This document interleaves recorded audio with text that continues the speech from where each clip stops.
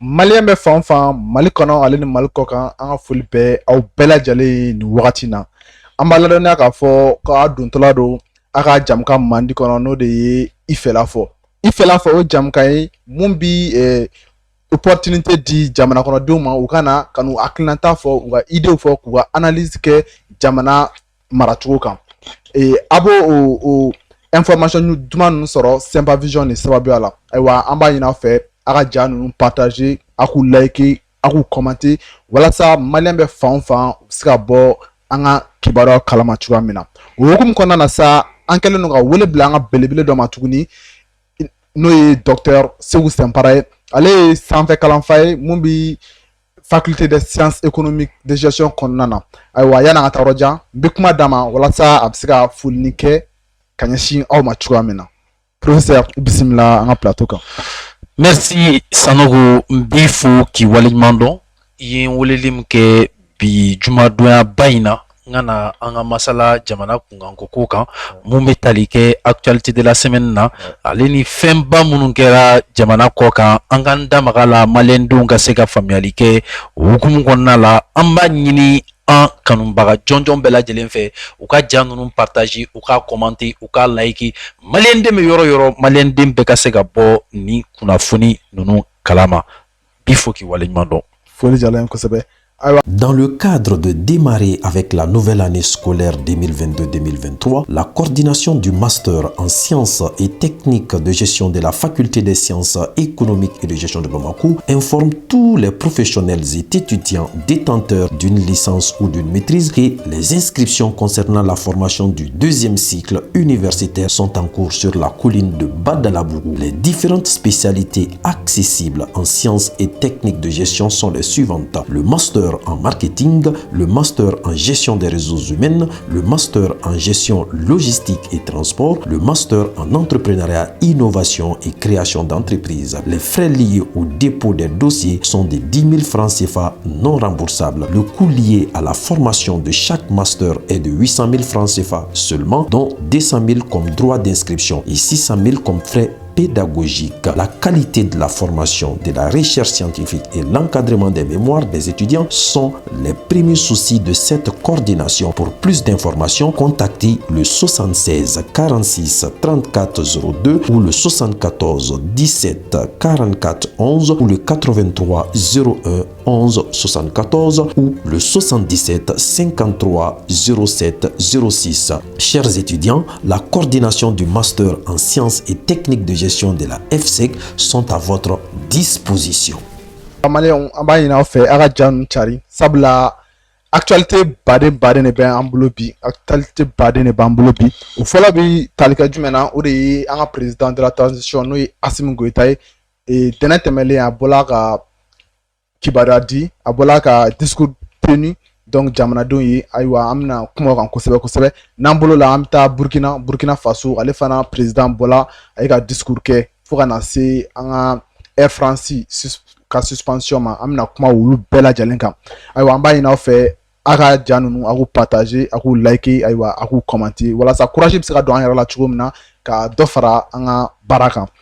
professeur an ka bita a kuma ka ca a fɔlɔ ye ko président de la transition n'o ye Assimi Goïta ye tɛnɛ tɛmɛlen an y'a ye a bɔla ka discours kɛ discours in kɔnɔna na kuma caman fɔla ayiwa ne yɛrɛ bɛ ɲininka an bɛ se ka jumɛn tɔmɔ discours in kɔnɔna na sabula a ye kuma caman fɔ. D'accord Sanogo, n'i ye président de la transition ka discours in ta i b'a ye k'a fɔ ko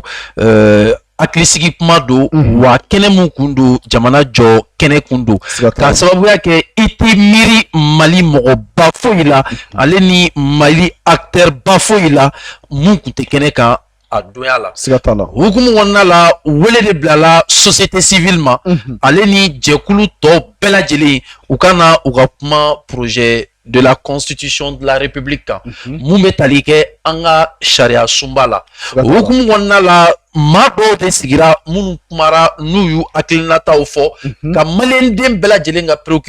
préoccupation ta ka a fɔ a kɔnɔna la mun b'a to président min bɛ nalen bi kɔfɛ o président o ka se ka baara kɛ kɛnɛya kɔnɔna la Lafiya. ale ni bɛn kɔnɔna la ani lafiya kɔnɔna la Siga t'a la. mun b'a to jamana bɛ se ka sinsin jamana tɛ yoboyaba i n'a fɔ 2012 tɛmɛnen ale ni 2020 tɛmɛnen ne kɔnɔ ne ni hakilinaw taara ka maabaw wele ka jamana kɔnɔdenw bɛɛ lajɛlen wele u ka na u ka kuma hakilina ba don mun b'a to jamana bɛ se ka sinsin hali bi Siga t'a la. mais n'i y'a ka kuma ta k'a lajɛ kuma dɔw bɔra kɔnɔna la o kuma o bɛ tali kɛ jamana ka avenir kan Siga t'a la. sabula a y'a yira k'a fɔ ko Mali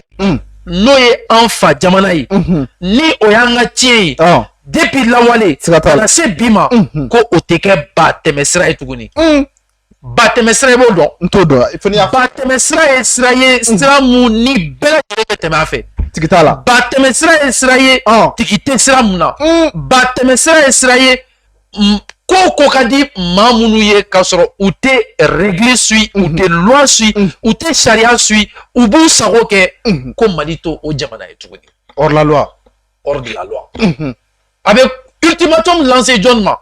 a bɛ Enfin, ultimatum lancé France de fɔlɔ ma ale ni États-Unis maa minnu da jɔlen bɛ an jeli la ka an vɛnw sama joli o joli b'a kɔnɔ a jolisiw ka a bɔ ka a sama ni olu bɛ taga hɛrɛ sɔrɔ a la a bɛ ka ultimatum lancé olu de ma k'a yir'u la k'a fɔ u bɛ ka fɛn minnu kɛ u ɲɛ b'u ja la u bɛ ka fɛn minnu kɛ u tulo b'a bɛɛ la u bɛ ka fɛn minnu kɛ ni o ye terrorisme soutenili u ɲɛ b'a bɛɛ lajɛlen na wa nin ye o bannen de ye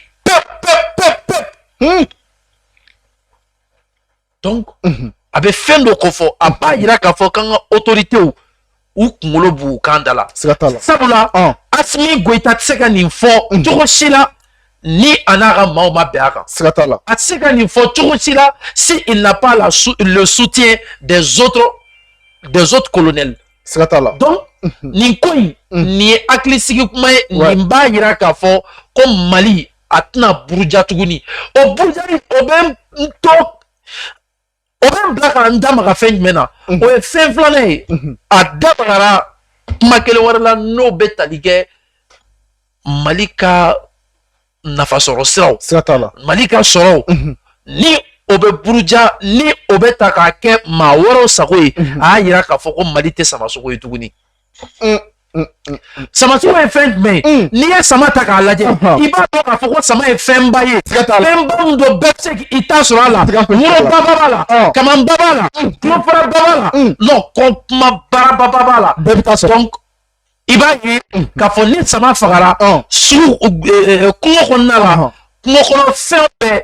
bɛ na ka ni i ta t'a la Siga t'a la fo k'a tɔ to. o b'a yira k'a fɔ ko Mali ye jamana ye jamana barikama don Mali ye jamana ye jamana mun ni a sinsinlen don ni ressources minières baden b'a bolo Siga t'a la. lithium b'o la gazi b'o la manganèse b'o la non pétrole ale ni or a bɛɛ lajɛlen de b'a la Siga t'a la. a y'a yira k'a fɔ Mali tɛ jamana ye tuguni ko bɛɛ bɛna n'i ka murunin ka dɔɔni fara ka bɔ a sogo la o tɛ kɛ bilen. o tɛ dɔwɛrɛ ye an ka sanu minnu bɛ n'a tun bɛ bɔ ni an ka colonisateurs fɛ ko nin y'o bɛɛ de bannen ye pewu pewu pewu pewu pétrole minnu bɛ bɔ nin y'o bannen lithium minnu bɛna bɔ o tɛna bɔ tuguni wa an ka jamaw o bɛɛ y'an ta ye ni Assimi nin fɔ i kan ka dɔn k'a fɔ a kan bɛ mɔgɔ min ma direct Siga t'a la. Siga fosi t'a la. France dɔrɔn de don ale ni États-Unis ani maa minnu kɛlen bɛ k'u dɔndɔni ma k'u i bila u kɔ mun b'a to u bɛ influence sɔrɔ u bɛ to ka sariya jugudenw ta tribunal des Nations Unies la ou bien cour pénale internationale la an y'a mɛn ko Poutine yɛrɛ ko mana da awa ko ten dɛ mɔgɔ b'a dɔn n'a fɔ n'u t'o la k'a fɔ k'u bɛna CPI gosi an fana kun an fana gosi cogo la sugu la k'a fɔ k'u bɛna an ta mais n'u y'a kɔrɔbɔ u bɛna an jɔlen sɔrɔ u ɲɛ siga t'a la siga t'a la dɛ siga fosi t'a la donc nin kɔnɔna la n'i y'a ta k'a lajɛ nin kuma ninnu k'a yira k'a fɔ ko Mali tɛ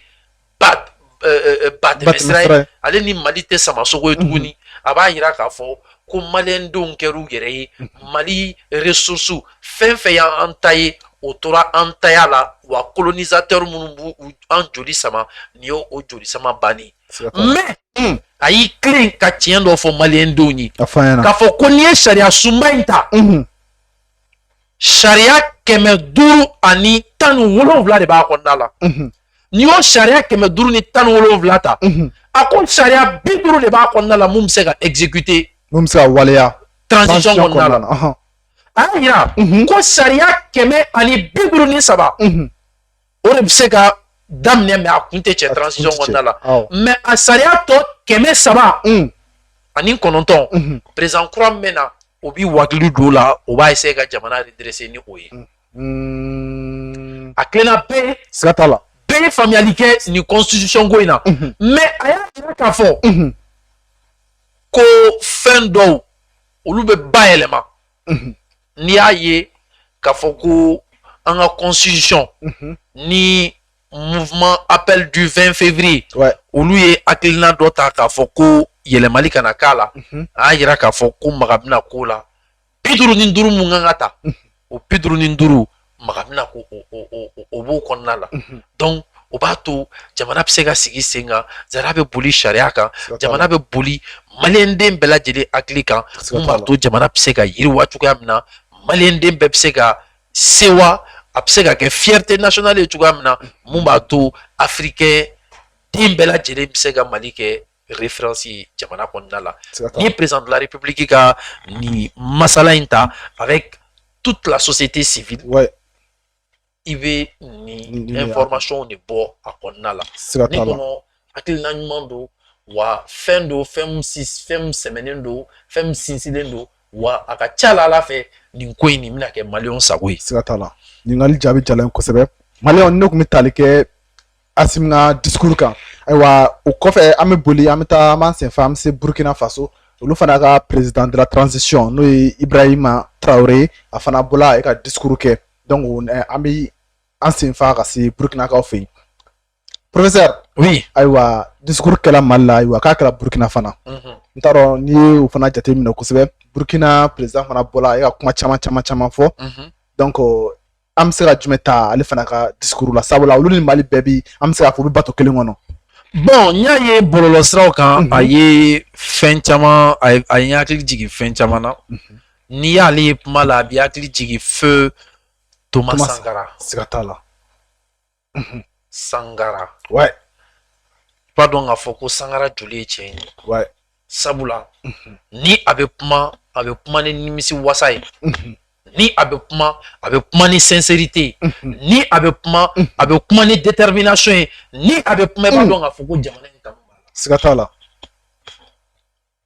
ni o caractéristique sɔrɔla président mun na ne kɔnɔ a ka ca Ala fɛ o bɛ kɛ jamana kɔnɔdenw sago kɛbaga ye siga t'a la ne kɔnɔ o bɛ kɛ maa ye maa min bɛ se k'a ka jamana bɔ dingɛ kɔnɔna la sabula problème min bɛ anw da la o problème kelen de b'olu da la an ka yɔrɔ la coup d'état fɔlɔ kɛra olu fana ka yɔrɔ la coup d'état fɔlɔ kɛra an ka yɔrɔ la coup d'état filanan kɛra ale kɛra coup d'état filanan kɛbaga ye ni dun m'a kɛ ka ɲɛ jamana kɔnɔdenw bɛ wuli kama ni jamana kɔnɔdenw wulili kama ça va être un problème ouais siga t'a la donc n'i y'ale yɛrɛ fana ka kuma ta ale yɛrɛ fana u ka jamana kɔnɔna la maa dɔw bɛ mun b'i fereke mɔgɔw sen na ka mɔgɔw senkɔrɔla cɛ a y'a yira k'a fɔ de o maa minnu b'u u ka dogo ni dogo kow la u k'u da de u ka sabali fɛn min ka sɔn o ma u k'u da de i n'a fɔ silence radio ka dumuni kɛ ka ji min ka taa ɲɛgɛn na k'i lafiya ka sunɔgɔ ka wuli aw de yira a ko maa tigɛ mana t'a la i b'i yɛrɛ ɲini ni e tɛ se ka fini don ou bien ka i cɛsiri ka jamana dɛmɛ a ka jamana jɔ la a man kan maa minnu bɛ taga kɔrɔn fɛ maa minnu bɛ taga rebelles kɛlɛ maa minnu bɛ taa terroristes kɛlɛ a man kan e k'olu décourager i k'u buruja siga t'a la donc ni ale ye maa o maa tigɛ ta o la a ka ca Ala fɛ n ka cɛ i b'a ta i niyɔrɔ kini kan dɛ siga t'a la juru ani sifinaka minnu tun bɛ ɲɔgɔn ɲɛ fɛnɛ la a kuma a y'a yir'u la k'a fɔ ko ni maa ninnu filɛ nin ye maa do maa minnu bɛ kɛwale cɛjuguw kɛ o kɛwale cɛjuguw o bɛna ni jamana dafirili ye u maaw fɛnɛ u bɛ hakilina dɔ ta ka Maliyɛn jamana kɔnɔdenw ka sensibiliser jateminɛ Burkina mun b'a to maaw bɛ se ka affecter ni maaw bɛ révolutionner ni maaw bɛ funteni ka bila autorité la k'a bɛ mun fɔ yenkaw ye u k'a dɔn k'a fɔ réellement Burkina ye u bɛɛ de ta ye siga t'a la bɛɛ de kan k'i tigɛ di ɲɔgɔn ma mun b'a to jamana in bɛ se ka jɔ siga t'a la ale ka hakilinaw ye a y'a ɲini u fɛ ko victoire a tɛ sɔrɔ tant que u m'u bolo di ɲɔgɔn ma wa a y'a fɔ fɛnɛ ko Thomas Sankara y'a fɔ ka tɛmɛ ko impérialisme k'a bɛ sɔrɔ an ka seti kɔnɔna la o kɔrɔ k'an ka na ɲini yɔrɔ wɛrɛ donc jugu b'a fɛ ka mun fɔ jugu b'an yɛrɛ sen kɔrɔ janfatigiw b'an yɛrɛ sen kɔrɔ maa minnu tɛ an ka jamana bɔli fɛ nɔgɔ la maa minnu ko k'u kelen ta maa minnu ko k'u dɔrɔn ka hakɛ maa minnu ko k'u denw dɔrɔn ta siga t'a la i bɛ taa sɔrɔ o dɔ b'an ka du kɔnɔ i bɛ taa sɔrɔ o dɔ b'an ka kin kɔnɔ i bɛ taa sɔrɔ o dɔ b'an ka jamana kɔnɔ i bɛ taa sɔrɔ o bɛ jamana cakɛdaw kɔnɔna la siga t'a la a ye information ba de lancer tan maaw k'u sen da yɔrɔ dɔn maaw k'a dɔn u kan ka fɛn mun kɛ sabula maa mun don il est très éveillé il a une expérience pas possible ouais il est doté d'une qualité extraordinaire n'a bɛ ka kuma tu sens la sincérité siga t'a la i b'a dɔn ko honnêtement a bɛ ka mun fɔ a sera a dusukun na vraiment n'i y'ale ka kuma ta k'a lajɛ a bɛ tali kɛ nin yɔrɔ in de la i bɛ taa sɔrɔ kumakan don kumakan min bɛ Burkina bɛɛ lajɛlen fara ɲɔgɔn kan kumakan don mun b'a to Burkina bɛɛ lajɛlen bɛ se ka faamuyali kɛ k'a fɔ minnu ye tiɲɛnikɛla ye jamana kɔnɔ kuma don kuma min bɛ Burkina den bɛɛ lajɛlen bila ka réfléchir ka maaw jateminɛ maaw min na ni tiɲɛni ye k'u cɛ janya olu ma siga t'a la sabula ni y'a dɔn se ka fara jamanadenw kan ka jamana jɔ kana k'a tiɲɛbaga ye i kana k'a tiɲɛbaga ye donc ne ye nin de faamuya a ka ko kɔnɔna la siga t'a la mɔgɔ don c'est quelqu'un qui aime communiquer contrairement à notre président de la République allez réagir voilà mɔgɔw b'ale ka kuma k'a nɔ la quoi mais voilà éloquence dɔ bɛ nin na c'est-à-dire a bɛ se ka a b'a dɛmɛ kosɛbɛ ni an yɛrɛ ka président an ka pété an ka pété ni an ka pété yɛrɛ fɛnɛ kun nɛn ka di i n'a fɔ ko ninnu fɛnɛ ka pété pété o tun bɛ pété ti ka yɛrɛkɛ ka information di maliyɛndenw ma maliyɛndenw k'a faamuya maliyɛndenw ka to k'a kumaw lakale ka concepts créer n ko ye centre de formation ye a ti a wele ka na y'an ka former bon Asimi ne maa minnu bɛ Asimi kunna an ka cɛ kabakomɔgɔw don dɛ e bɛ Asimi ka i m'a ka fɛnw ye tuma dɔ la tellement que c'est à dire kuma bɛ diya a bolo i b'a ye a bɛ to ka nkalon dɔɔni a bɛ to ka non a labɛnnen don dɛ a entraîné don siga t'a la voilà donc ayiwa an bɛ bɔ Burkina Faso an bɛ segin ka na Mali la bilen ayiwa semaine na an ye ka kibaruya wɛrɛ sɔrɔ an y'a mɛn k'a fɔ ko Air France maaw ko ayiwa ko y'u ka vol suspendu ko a tɛna Mali la bilen ko a bɛɛ jɔ donc ne ko e ma o bɛ na ni kɔlɔlɔ jumɛn ye Mali ma ou bien a bɛ se ka na ni avantage jumɛn de ye Mali ma bon avantage moi je pense que ko tilennen don quoi n'i y'a ta k'a lajɛ mɔgɔw yɛrɛ b'a fɔ k'a fɔ ko Air France k'a sɛrilen don k'a sɔngɔ ka ca n'i ye ko ta k'a lajɛ o sɔngɔ caya yɛrɛ o bɛna mɔgɔw bila ka économie dɔ kɛ siga t'a la mais a la nafama yɔrɔ bɛ kɛ fɛn jumɛn ye o tɛ dɔwɛrɛ ye ninnu man'u ka vol suspend Mali kɔnɔna la o bɛ dɔ bɔ an ka colonisation niveau de la siga t'a la o bɛ dɔ b'u ka dominance la parce que gɛrɛɲɔgɔnnaw de bɛ na ni murulassɔgɔli siga t'a la n'i y'a mɛn an tɛ gɛrɛ ɲɔgɔn na i tɛna an ka jamana kɔnɔ tuguni i bɛ se ka an sɔgɔ cogo di mun b'an se ɲɔgɔn ma o y'an bɔlen ka fɛn kɔnɔna na o b'a to an bɛ kɛ an yɛrɛ ye souveraineté retrouvée mun fɔra a tɔ bɛ sinsin ka taa fɛ mais mun nana ni fɛn ye fɔlɔ yɛrɛ mais ko jumɛn de bɛna kɛ ko dabalibamama yɔrɔ ye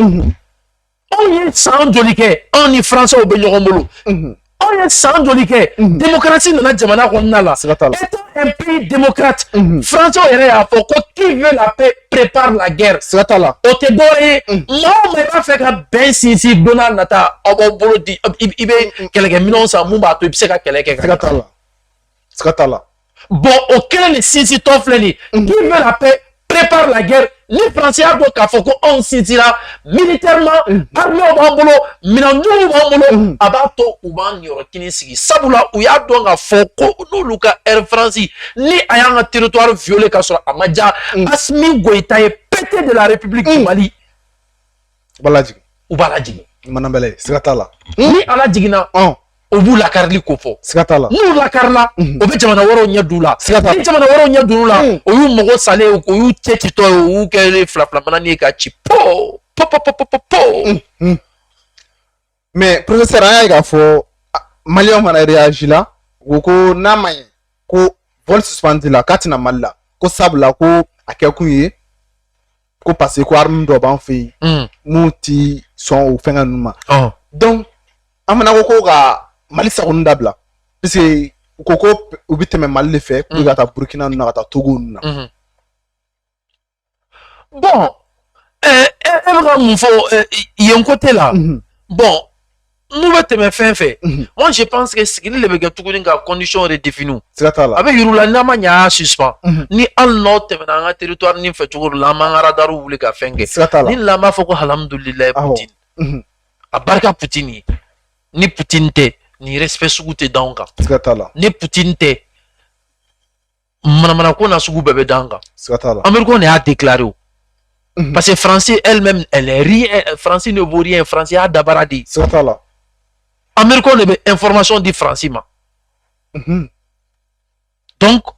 ni comme kera ay français traumatisé ay français jatiga ay français paniqué na franco luga avion na bi anga sahara konala à travers nos armes militaires très sophistiquées aba yira ka fo kan ani Russie ka dje amaka djelangulu sabula en moins d'une année de 2 ans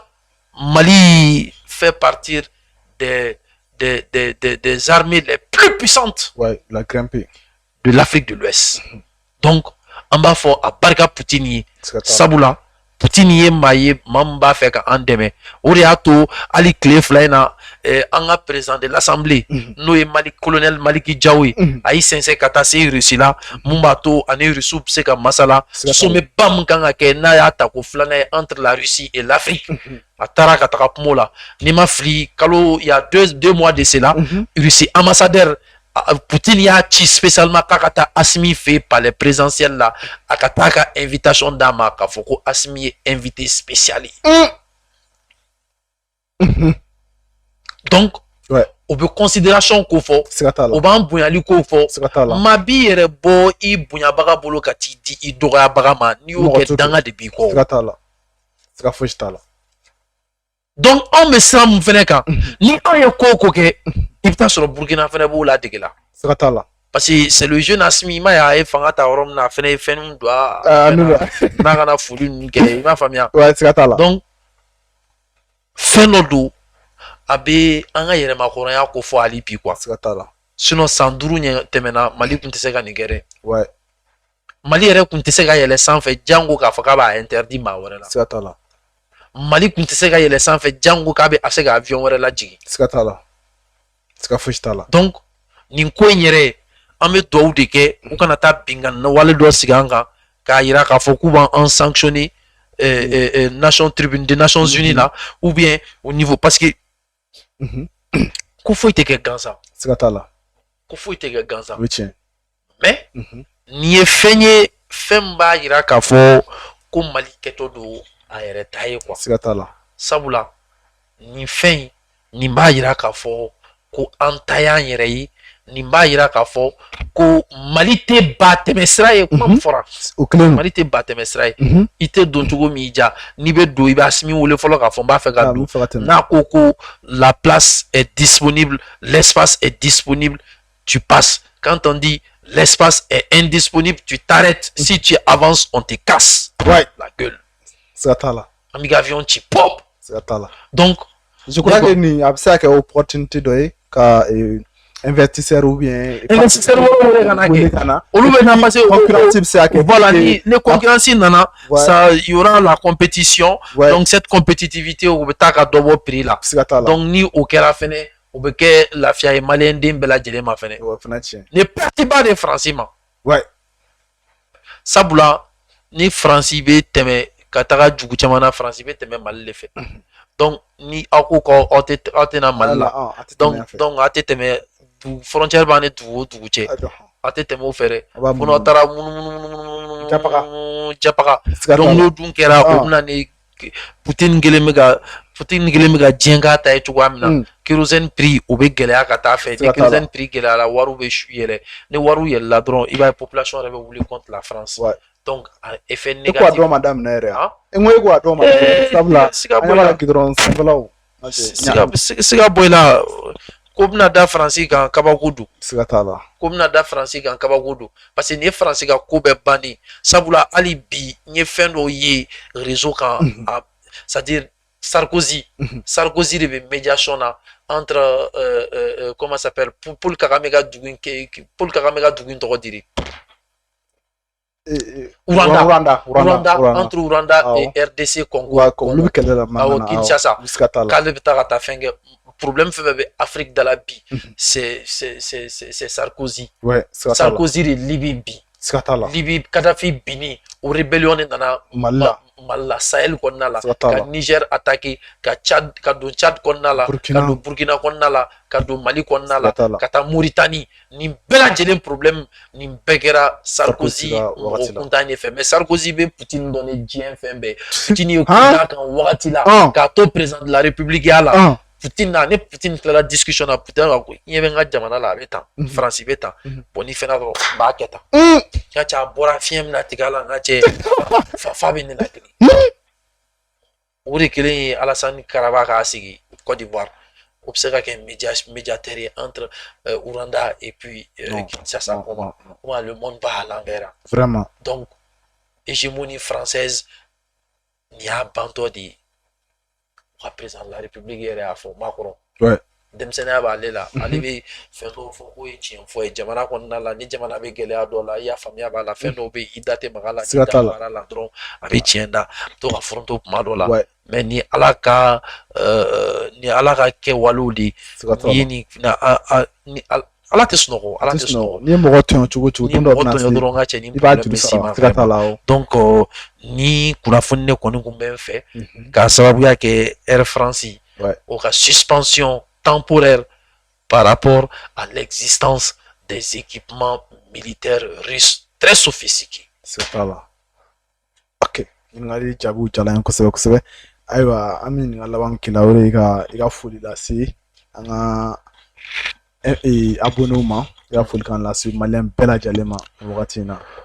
Donc Sanogo n bɛ maliyɛnden bɛɛ lajɛlen fo maliyɛnden fɛn fɛn bɛ k'an lajɛ nin wagati in na Simpa Vision jabaranin bɛɛ lajɛlen kan k'a daminɛ page Facebook fo ka taa se chaîne YouTube ma ka na se TikTok ma n bi e yɛrɛ fo e mun kɛra sababu ye k'an wele bi ka na plateau kan mun b'a to an bɛ se ka masala n b'a ɲini an ka technicien waraba kɔ n'o ye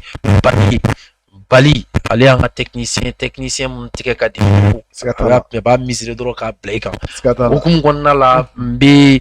i jɛɲɔgɔn bɛɛ lajɛlen fo hukumu kɔnɔna la an bɛ maliyɛnden bɛɛ lajɛlen informer k'a yira u la k'a fɔ ko faculté des sciences économiques et de gestion na inscription u bɛ ka continuer master la mais kabako bamayɔrɔ ye fɛn jumɛn n'i bɛ n permettre n k'a fɔ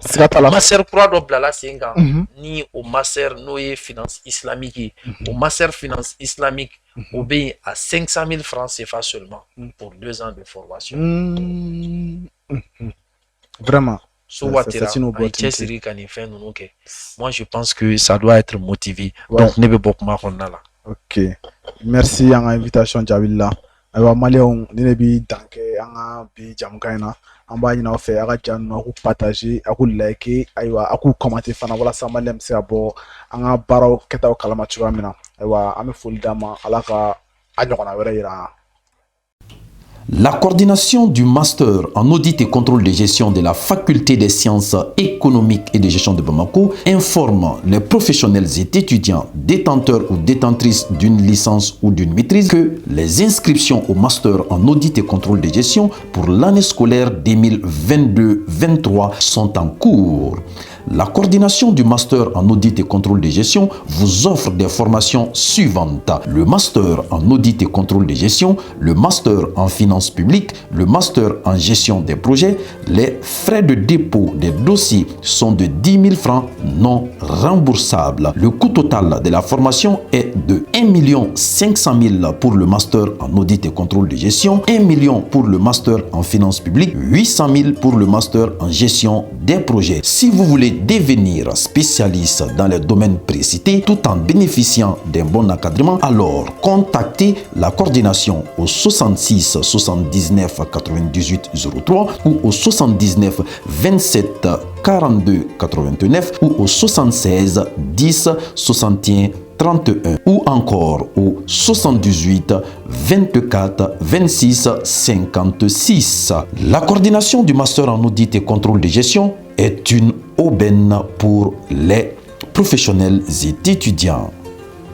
La coordination du master en économie appliquée au développement en collaboration avec ses partenaires internationaux informe les professionnels et étudiants en économie que les inscriptions sont actuellement en cours. Les offres de formation de cette coordination sont les suivantes: le master en économie du travail et des ressources humaines, le master en économie et politique agricole, le master en économie, environnement et développement durable, le master en économie et ingénierie financière et le master en économie internationale de développement. Les frais de dépôt des dossiers sont de 10 000 francs CFA non remboursables. Le coût total de la formation pour les 4 semestres est de 1 500 000 pour chaque master. Pour vos besoins de recherche future en économie, contactez le 65 73 64 62 ou le 76 31 54 66. La coordination du master en économie appliquée au développement proche de vous pour vos soucis d'encadrement. La coordination du master recherche en économie quantitative et calculable porte à la connaissance des professionnels et étudiants détenteurs d'une licence en économie, en mathématiques et en statistiques appliquées que l'ouverture des inscriptions au titre de l'année universitaire 2022-2023 sur la colline de Badalabougou sont en cours. L'économie quantitative et calculable est une spécialité qui vous rend apte à utiliser les outils mathématiques et statistiques adaptés pour mieux expliquer ou prévoir les différentes variables économiques. L'offre de formation de cette coordination est formidable et unique sur toute l'étendue du territoire national. Les frais de dépôt des dossiers sont de 10 000 francs non remboursables. Le coût total de la formation de cette filière est d'1 200 000 francs CFA. Pour vos soucis de renforcement en modélisation et en équilibre général en sciences économiques, n'hésitez pas à contacter la coordination du master en économie quantitative et calculable au 60 49 09 44 ou au 93 91 22 59. Avec cette coordination, la qualité de la formation et de la recherche scientifique est garantie. Dans le cadre de faciliter l'accès des étudiants et des nouveaux bacheliers à la formation continue, la coordination du master en audit et contrôle de gestion vous informe de l'ouverture des inscriptions à la formation continue à un prix unique. Les offres de formation continue proposées par cette coordination sont les suivantes: une licence en finance comptabilité, une licence en audit et contrôle de gestion, une licence en assurance banque finance, une licence en marketing et communication, une licence en logistique et transport, une licence en finance publique. Les frais de dépôt des dossiers sont de 5 000 francs CFA non remboursable. Le coût total de la formation est de 250 000 francs CFA seulement par an. Pour plus d'informations, contactez le 66 79 98 03 ou le 79 27 42 89 ou le 76 10 61 31 ou le 78 24 26 56. Avec cette coordination, la politique de prix est au rendez-vous. La coordination du master en analyse quantitative, planification et évaluation des politiques de développement informe les professionnels et étudiants détenteurs ou détentrices d'une licence en économie, en mathématiques et en statistiques appliquées que les inscriptions concernant ce master pour l'année scolaire 2022-2023 sont en cours. L'analyse quantitative, la planification et l'évaluation des politiques de développement sont des spécialités qui vous rendent aptes à utiliser les outils mathématiques, statistiques et économiques adéquats pour mieux expliquer ou prévoir les phénomènes par le biais de données historiques sous forme de variables mesurables. La coordination du master en analyse quantitative et planification et l'évaluation des politiques de développement vous offre des formations suivantes. Le master en modélisation macroéconomique et planification du développement, le master en analyse et évaluation d'impact des politiques et projets de développement. Pour plus d'informations, contactez la coordination au 78 24 26 56 ou au 66 71 48 11 ou au 76 19 33 66 ou au 68 84 74 74. La coordination du master en analyse quantitative est une aubaine pour les professionnels et étudiants. La finance islamique, oui, un secteur peu exploité de la finance mondiale. Oui, la faculté des sciences économiques et de gestion de Bamako, à travers sa nouvelle coordination de la finance islamique, porte à la connaissance des étudiants et des professionnels que l'ouverture des inscriptions au titre de l'année universitaire 2022-2023 a déjà démarré. Cette formation permet aux étudiants d'acquérir les compétences de la finance fondée sur les principes de la loi islamique, la charia, et cherche à transmettre une vision de justice, d'équité et de transparence. Elle permet aussi aux auditeurs d'entamer directement une carrière de cadre supérieur dans les banques, les sociétés de financement, les sociétés de bourse et de gestion de portefeuille. Pour vos soucis de renforcement en finance islamique, n'hésitez pas à contacter la coordination du master en finance islamique au 83 01 11 74 ou au 76 45 81 52 ou au 66 71 48 11. La coordination du master en finance islamique proche des Maliens de la place.